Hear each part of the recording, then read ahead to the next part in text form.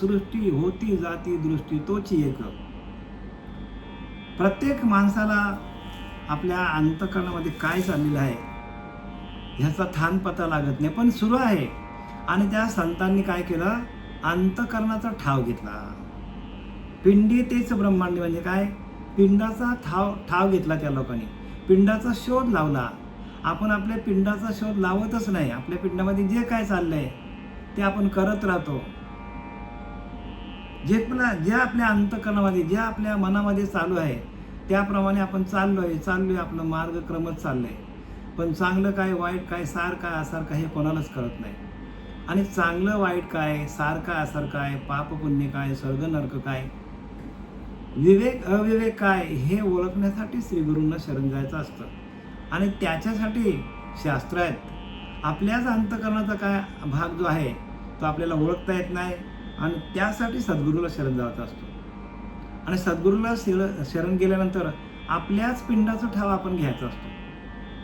आपल्या अंतःकरणामध्ये काय चाललेलं आहे. जन्माला आल्यापासून मरेपर्यंत मनुष्य अनेक प्रकारचे संकल्प तयार करतो, स्वतःचे संकल्प तयार करतो, अनेक मनोरे रचतो आणि मोडून पण टाकतो. अशा आपल्याला जन्माला आल्यापासून मरेपर्यंत माणसाने कितीतरी संकल्प रचले असतील, कितीतरी मोडून टाकले असतील, पण त्याचा थान पत्ता आपल्यालाच लागत नाही. आणि झालेल्या संकल्प विकल्पातून आलेलं ज्ञान हे ज्ञान साफ खोटं आहे. संकल्प विकल्प जय सांडे तैची का संन्यासी योग घडे. तुकाराम महाराजांनी सांगून टाकलंय, ज्ञानोबाराय पण तेच सांगतो.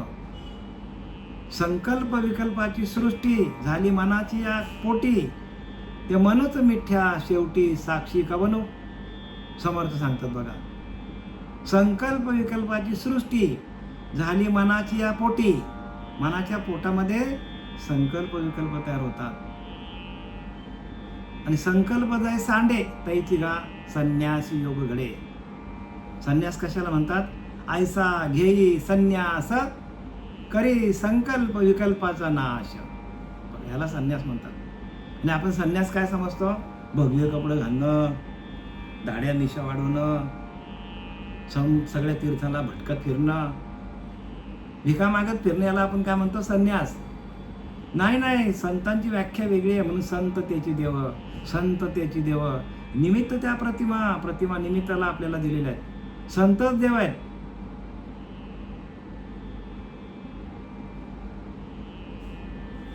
आणि म्हणून प्रत्येकाने आपल्या मनाकडे जे काही चाललेलं आहे त्याचा शोध आपल्यालाच घ्यायचा. आपल्या मनामध्ये चांगले विचार आहेत का वाईट विचार आहे हे आपणच ठरवायचं, दुसरं कोणी सांगायला येणार नाही. एखाद्याच्या मनामध्ये कसले विचार चालू आहेत, काय चालू आहेत, कोणाला माहीत पडणार आहे. प्रत्येक माणूस काय मनकावडे आहे की काय, मनातले विचार जाणणारा. तुमच्या मनात काय चाललं मला माहीत का, माझ्या मनात काय चाललं तुम्हाला माहीत पडतो का. आणि हेच तर गुह्य आहे. आणि हेच तर गुह्य करण्यासाठी कळत नाही म्हणून संत आले. मनाच्या वृत्ती नाना तेथे जन्म घेते वासना पाहता दिसेना परंतु आहे हो. मन काय करतो, वृत्तीजन्य माने. अनेक वृत्ती त्याच्या अंतःकरणामध्ये वृत्ती तयार होतात. आणि त्या वृत्ती काय करतात, माणसाला दिवसभर त्या मनाकडे वृत्ती उठतात आणि त्या अंतःकरणामध्ये घर करून बसतात. आणि मग आपल्याला वाटतं तेच खरं, आपल्याला असं वाटतं, पण ते खोटं आहे. आणि ते खरं करण्यासाठी आपल्याला सद्गुरूला शरण जाऊन आपण मनाचा संपूर्ण निराश करून, मनाला जागच्या जागेवर थांबवून, ज्या आपल्या अंतःकरणामध्ये शुद्ध चैतन्य आहे त्या चैतन्याची अनुभूती घेणं म्हणजे परमार्थ आहे. तुम्हीच परब्रह्म आहात. प्रत्येक जीव हा ब्रह्म आहे. या ब्रह्माचा अंश म्हणजे ब्रह्मच आहे. तळ्यातला पाणी आपण काढला एक बादलीभर, तो तळ्यातलाच पाणी, बादलीत पाणी आहे, परत तो बादलीतून आपण चमच्यात घेतला, वाटीत घेतला, तरी पण तो तळ्यातलाच पाणी आहे, वेगळा नाही आहे. तसा आपण प्रत्येक माणूस या परब्रह्म तत्वातून आलेला आहोत. प्रत्येक जीव हा परब्रह्म आहे, पण त्याची ओळख कधी पडेल आपल्याला.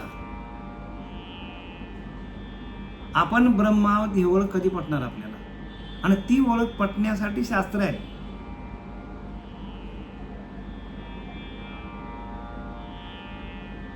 शास्त्र वाचण्यासाठी नाही, शास्त्र सांगण्यासाठी नाही. शास्त्र तुम्ही परब्रह्म आहात हे समजण्यासाठी शास्त्र आहे. आणि ते कोणी सांगू पण शकत नाही. का? कारण कोणालाच माहीत नाही की प्रत्येक जीव हा ईश्वर आहे. जरी माहिती असलं तरी अनुभूती आणून देणारा कोणीच नाही. श्रीपाद बाबा आले, रामदास बाबा आले, पांडुरंग देवेकर बाबा आले. त्यांनी आम्हाला सांगितलं की अरे बाबा, तू इकडे तिकडे भटकण्यापेक्षा तूच परब्रह्म आहेस, तूच देव आहेस. आणि त्या तुझ्या असलेल्या अंतकरणीच्या भगवंताची ओळख घेण्यासाठी तुला अंतकरणातल्या भगवंताशीच एकरूप व्हावं लागेल. त्याशिवाय दुसरा मार्ग नाहीये.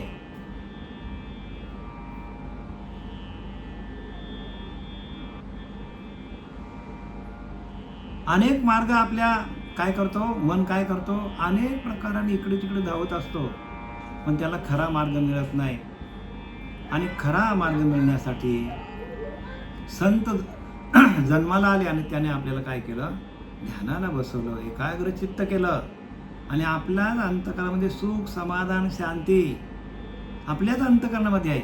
बाहेर कुठंही आपण शोधायला गेलो तरी सुख मिळणार नाही. आणि म्हणून तर तुकाराम महाराज सांगतात, सुखासाठी करीशी तळमळ, तरी तू पंढरीशी जाई एक वेळ, मग तू अवघाच सुख रूप होसी, जन्मजन्मीचे दुःख विसरशी. म्हणजे काय? सुखालागी करीशी तळमळ. प्रत्येक माणूस सुखासाठी धडपड करतो, पण त्याला सुख भेटत नाही कुठेच. तरी तू पंढरीशी म्हणजे काया ही पंढरी, आत्मा हा विठ्ठल. त्या आतमध्ये असलेल्या तुझ्या काया रूपी पंढरीमध्ये आत्मा हाच विठ्ठल आहे. त्या आत्म्याचं भजन कर, त्या आत्म्याशी एकरूप हो, मग तू अवघाचं सुखरूप होशील. मग आपल्याला सुख समाधान तिथेच आहे, दुसरीकडे जाण्याची गरज नाही. ज्याचे चित्त समाहित शांत झालेले असते त्याला दानादिकांचा काय उपयोग हो? चित्त शांत झालंय की सगळे आपली उपासना थांबली. म्हणजे चित्त शांत करण्यासाठी, स्थिर करण्यासाठी यम, नियम, आसन, प्रत्याहार, ध्यान, धारणा आणि समाधी हे कशासाठी दिलंय? समाधीपर्यंत जायला लागेल. आणि समाधीपर्यंत जात नाही तोपर्यंत सगळं अर्धवटच काम आहे. ज्याचे मन निग्रह शून्य असते ते जर विनाश पावले तर त्या दानादिकांनी दुसरे कोणते फल मिळणार? आता आपण ओव्यांकडे जाऊया. ज्या पुरुषाचे मन ठाके आपले जन्मस्थान, त्याशी दानादिकांचे कोण प्रयोजन साधने. ज्या पुरुषांचे मन ठाके आपले जन्मस्थान. बघा, जे मन आहे ते मन प्रत्येक माणसाचं मन सारखं भरकटत असतो. मग तो जिथून आलाय त्या मनाला जे आपल्या अंतकरणामध्ये मन निर्माण झालेलं आहे, जे भगवंताने मन निर्माण केलं आहे, ज्या ओंकार तत्वातून मनाची निर्मिती झालेली आहे. नाथ भागवत बघा, मागे येऊन गेलेले विषय आता परत घेऊ शकत नाही. त्याच्यामध्ये लिहिलं सरळ की ओंकार तत्वातून आपला देह निर्माण झालेला आहे. म्हणजे मूळ पाहता आपले मूळ स्थान, आपलं मूळ स्थान काय? सहजच एवढ्या अज्ञान म्हणजे आपल्या ओंकार तत्वाकडं आपल्याला जावं लागेल. ओंकार तत्वाचं ध्यान करावं लागेल. प्रणवाकडे जावं लागेल. प्रणव हे मुख्य आपलं. म्हणून तिथलं आपले जन्मस्थान ठाके आपले जन्मस्थान, त्याशी दानादिकांचे कोण प्रयोजन साधने. एकदा का आपण आपल्या त्या परमात्मा स्वरूपाशी एकरूप झाल्यानंतर आपल्याला जप नाही, तप नाही, हवन नाही, यज्ञ नाही, कुठलेच व्रत नाही, वैकल्य नाही. म्हणून लिहिले की नाही, माझे अनुसंधान विन स्नान संध्या जप तप अवघेचे धर्मदान मज भजन ते नव्हे. म्हणजे अनुसंधान हाच आपला काय देव आहे. 14व्या अध्यायामध्ये नाथ बाबा सांगतात, 14व्या अध्यायामध्ये 24व्या श्लोकामध्ये नाथ बाबा सांगतात, काय सांगतात? माझेने अनुसंधाना विन स्नान संध्या जप तप अवघेची हो धर्म धर्मात भजन. माझं भजन ते नाही म्हणतात, माझं भजन नाही ते. एकनाथी भागवतामध्ये नाथबाबा सांगतात की माझेने अनुसंधान विन स्नान संध्या जप तप अवघेचे हो धर्मदान. माझे मत भजन ते नव्हे. भजन कोणतं आहे तर आपला अनुसंधान सातत्याने श्वास जातो येतो जातो येतो त्याच्याकडे लक्ष ठेवणं हा अनुसंधान आहे. पूर्ण तृप्तापाशी जाणं ओगरलिया सदन्न तो जेवी न पाहे हुंगण तेवी साधन मनस्का म्हणजे काय लिहितात, पूर्ण तृप्तापाशी जाणं ओंगरलिया सदन्न, ज्याला जो पूर्णपणे जीवन झालेला आहे, जो ज्ञानगंगे झाले पूर्णतः जीवन झाले तृप्ती झाली आहे. जैसे साधने सरती अपैशी.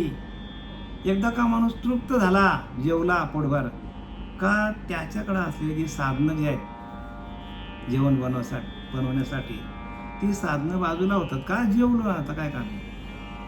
एकदा का जेवण पोट भरल्यानंतर अगदी तुम्ही पंचपक्वान्न जरी माणसाला वाढलं आणि सांगितलं आता हे खा तर तो लगेच सांगेल नको आता बाबा, टाकून देईल, बाजूला करेल तो.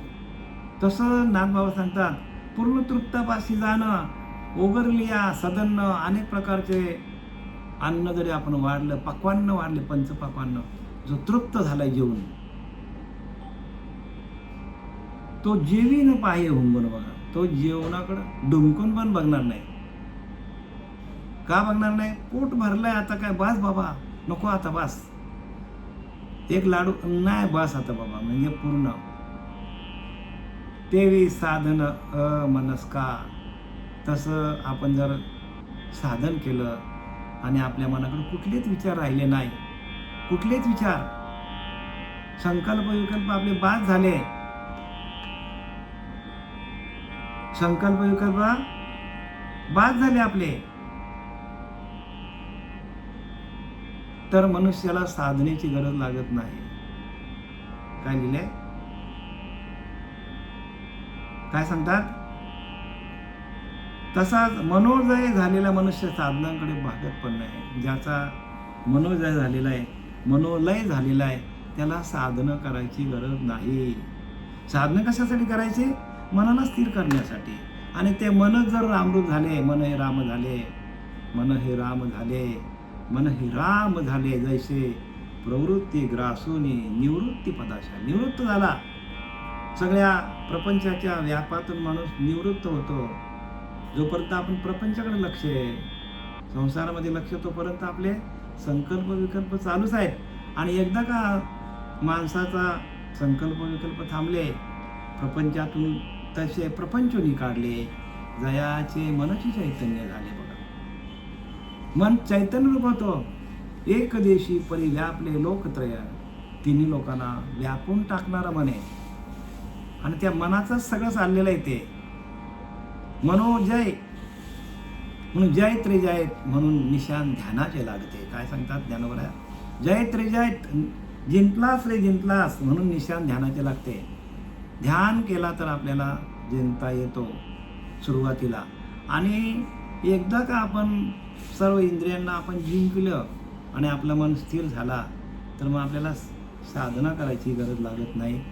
इथं अमृत त्याने उदाहरण दिला, दृष्टांत दिला की जसा एखादा माणूस जेवून झालाय पूर्णपणे, पूर्णतः जेवून झाला, ज्ञानगंगे झाला, पूर्णतः जेवून झाला, तर शांतीशी आला पालवणार आहे. ज्ञानोबाला सांगतात की नाही आपल्याला, ज्ञानगंगे झाला, जे ज्ञानगंगे झाले, पूर्णतः जीवन झाले, शांत झाले, तृप्त झाले, शांतीशी आले पालवणारे, त्यांच्याकडे शांती येते, आपोआप शांती येते. बरं का, ज्याच्याकडे जो ज्ञानगंगेमध्ये आंघोळ करेल, न्हावून निघेल, त्याच्याकडे शांती आपोआप येते. मग आपल्याकडे शांती नाही, याचा अर्थ आपण ज्ञानरूपी गंगेमध्ये न्हावून निघालेलो नाही आहोत. आपल्याकडे ती शांती नाही आहे. आणि सर्व साधनं शांतीसाठी आहेत. सर्व साधनं कशासाठी आहेत, शांती, सुख, समाधान, निदध्यास, यासाठी सगळी साधने आहेत. आणि एकदा का ती शांती आली आपल्याकडे तर आपल्याला साधन करायची पण गरज नाही. का तर मन स्थिर झालं.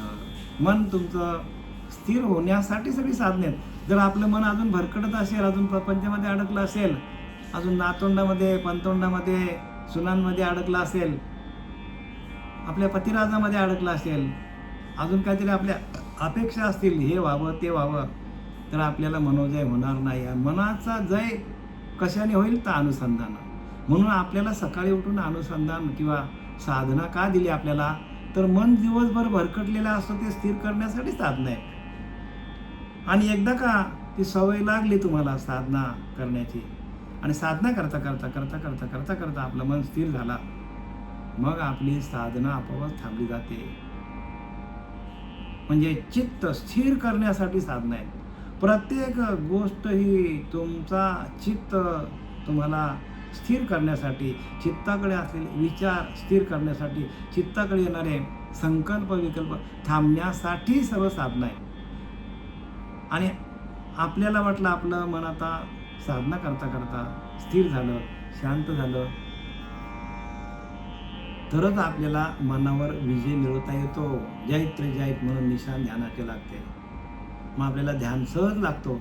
आपला ध्यान लागत नाही, याला कारण काय, आपल्याकडे संकल्प विकल्प चालू आहेत, अजून काहीतरी आपल्या इच्छा आहेत, आकांक्षा आहेत, कामना आहेत, भावना आहेत, म्हणून आपल्याला ध्यान लागत नाही.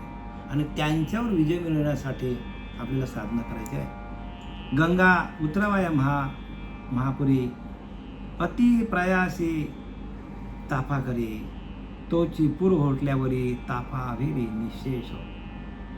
गंगेला पूर आला असता पार जाण्यासाठी तराफा उपयोगी पडतो. तराफा म्हणजे होडीच पकडा, होडी उपयोगी पडतं ना.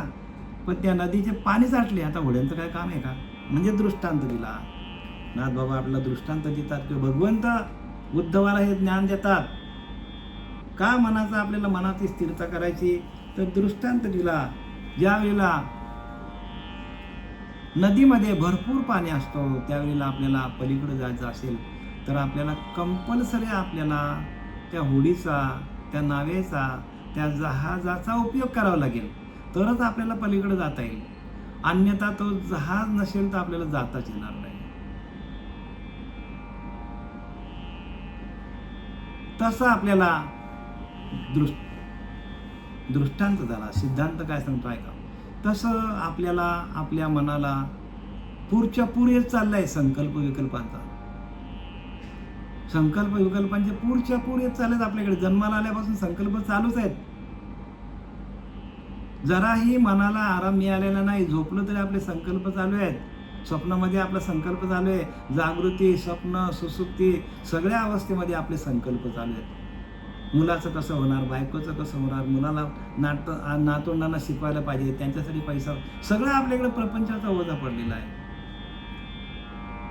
मग हे संकल्प विकल्प आपल्याला थांबवायचे असतील तर आपल्याला मनाला स्थिर करावं लागेल, शांत करावं लागेल.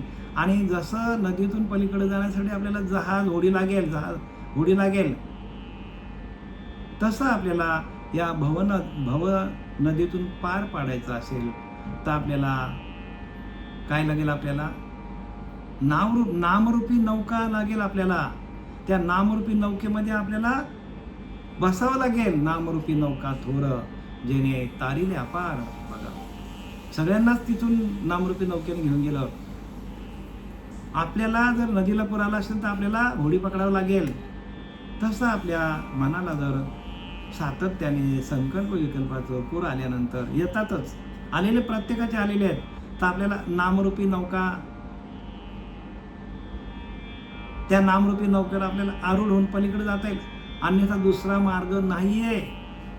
नानक नाम जहाज चढे सो उतरे पार. बघा, गुरु नानक सांगतात, नानक नाम जहाज चढे सो उतरे पार. म्हणजे जर तुम्ही नामरूपी नौकेमध्ये बसले तरच तुम्हाला पुढे जाता येईल. आणि जर ती नौका नसेल, जगामध्ये एकमेव साधन काय आहे तर नाम. दुसरा साधन जगामध्ये नाही आहे, एकमेव आहे. नाना साधनांच्या केल्या खटाटोपी, तेही न पावती माझ्या दारवंटी.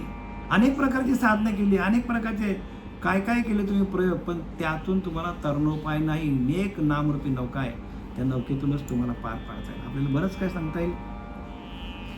गंगा उतराव्या महापुरी अतिप्रयासी ताफा करी, तो चिपूर ओटल्यावरी ताफा हवेरी निश्चय. आता साधना कधी थांबेल आपली, तर त्यांनी दृष्टांत दिला, अजून एक दृष्टांत दिला की नदीला पूर आलाय आणि ती नदी ओहटली, नदीचा पाणी ओहटून गेला, आता नदीमध्ये पाणीच नाही राहिलं. आता काय त्या नदीचं काम आहे का? नदीचं नाही, सॉरी, त्या होडीचं काय काम आहे का? त्या तराफाचं काय काम आहे का? अजिबात काम नाही. आता का? पाणी आटून गेला. तसं आपल्या मनाकडे येणारे विचार थांबले ध्यानाच्या माध्यमातून. तर आता आपल्याला ध्यान थांबला, मनोलय झाला, मन शांत झाला आणि आपला अखंड भजनाचा नाद चालू झाला. आपल्याला भजनानंदामध्ये आपण जायला लागलो. सातत्याने उठताना, बसताना, झोपताना, खाताना, पिताना आपला अखंड नाम सुरू झाला. आपला अखंड चिंतन चालू झालं. आता आपल्याला साधना करायची गरज आहे का? जसं होडी पाणी होतं तो पण होडीची गरज होती, पाणीच आटला, आता गरज आहे का होडीची? तसं आपला मनच पूर्णपणे आटून गेला. मनोरूपी पोटू फाटे सरोवर आटे, ज्ञानवाराचं मनोरूपी पोटू फाटे सरोवर आटे, मग प्रतिमा नाही. तसे संकल्पने काढले, दयाचे मनाची चैतन्य झाले, एक देशी परी आपले लोकत्रे. म्हणजे काय? संकल्पने काढले, संकल्प निघून गेले मनाकडे. आता साधना करायची गरज नाही का? तर संकल्प विकल्प बाद पण लवकर होत नाही बरं. काय एखाद्याच पुरुषाला होतात, म्हणून त्याने लिहिले पायी निश्चलाचा विवेक ऐसा लक्षामध्ये एक. काय सांगतात? पायी निश्चलाचा विवेक ऐसा लक्षामध्ये एक सांगितलंय. आणि त्या लक्षामध्ये एक आपण असलं पाहिजे, आपली जिद्द असली पाहिजे, आपल्याकडले संकल्प विकल्प जायला पाहिजे, पण ते जात नाही ना. तर त्यासाठीच प्रयत्न, त्यासाठी सगळ्या पूजा अर्चा आहेत, ध्यान, सगळ्या साधना कशासाठी आहेत? तर मनावर विजय. मन जो धावणार आहे, तो धावणारा मन एका ठिकाणी स्थिर होण्यासाठी सर्व साधना आहे. आणि हे लक्षात येत नाही. बरेच लोक असेच चालल्यात, तडफडत चालल्यात पुढं धावत सुटल्यात. पण शास्त्र काय सांगतं ते बघा. जोपर्यंत मनावर विजय मिळवता येत नाही, आणि म्हणून तर सांगितलं आहे अर्जुनाला 9व्या अध्यायामध्ये की तू मन हे मीची करी माझ्या भजनी, प्रेम धरी सर्वत्र नमस्कारी मध्ये, सर्वत्र नमस्कारी मध्ये काथे माझे अनुसंधाने देख संकल्प जाणणे निश्चय मध्याजी चोख. याच नाव, यालाच शुद्ध भक्ती म्हणतात. तू मन हे मीची करी. अरे तुझं मन आहे ना, ते माझ्याशी मद्रूप कर, माझं भजन कर, माझ्या भजनानंदामध्ये तुझं मन लाव. एकच उपाय आहे सगळ्यांवर, भजन.